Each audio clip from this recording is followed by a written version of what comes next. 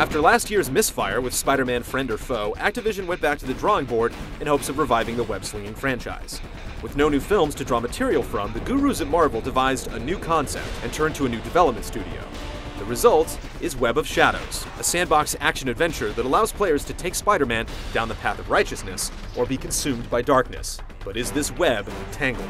You won't regret this, I swear.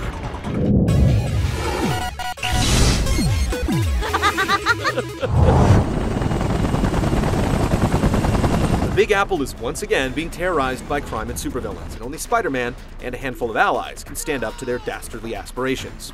At the heart of the conflict lies Venom, who is hell-bent on destroying Spider-Man and all of New York City. Venom is secretly infecting ordinary citizens with his symbiote, turning them into deranged creatures.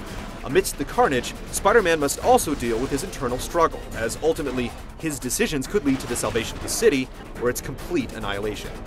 It's a very complex story, but it's too convoluted for its own good.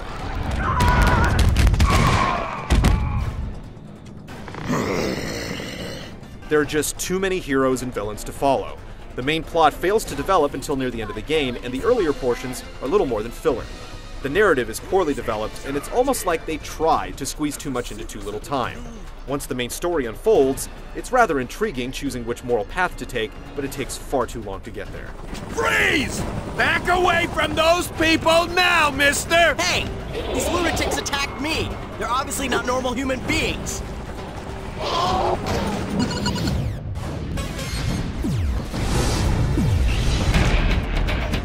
As Peter Parker, the web-slinging, friendly neighborhood Spider-Man, players will tackle hordes of gang members, robots, and supervillains.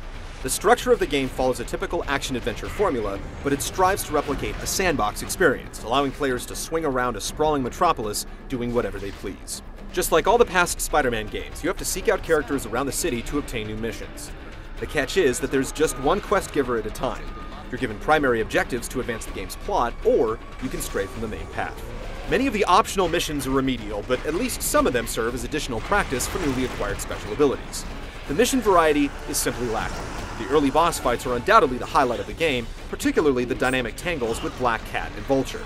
But eventually, even this ray of light is blotted out when Spider-Man takes on Wolverine. The two slug it out only for the clawed mutant to begin asking random Marvel trivia. Who declined joining the new Avengers? What? After dispatching each foe, as well as certain key moments in the game, players are given the option to make a choice. Take the path of good, or give in to temptation and taste the dark side. Each decision ultimately affects the path of the game, as well as the outcome at the end. Web of Shadows tries to pull off a decent sandbox experience, but with repetitive missions and limited ways to progress through the main storyline, the only freedom you're really given is with the choice of being good or bad after each confrontation.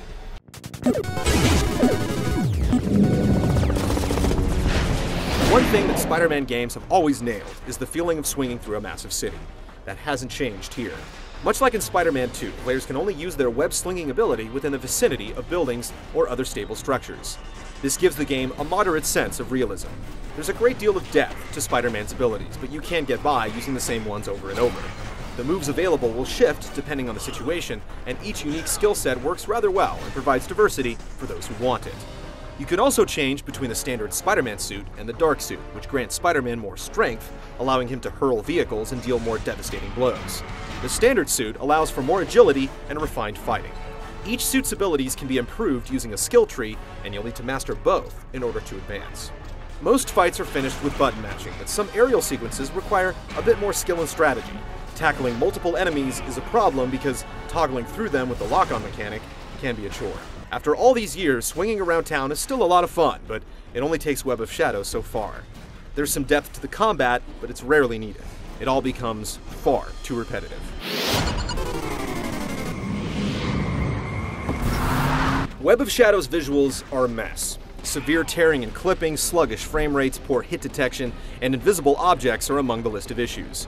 Though the city sprawls in all directions, the buildings are repeated constantly. The vehicles, buildings, and street rabble all look far too crude. Oh my god, you have a My Face page, don't you? Dork. I do not. Ah, you totally do. Shut up, kid. There's bad voice acting, and then there's really bad voice acting, and Web of Shadows falls into the latter category. Line delivery is erratic, the writing is atrocious, and some of the character voices are just flat out annoying, with Spider-Man's voice leading the charge. Since you can't play nice, you get a timeout, mister. Web of Shadows simply looks and sounds bad by today's standards. It's rare that such a great concept is sabotaged so savagely by poor execution, but Web of Shadows is a stark reminder that it takes more than a solid idea to make a great game.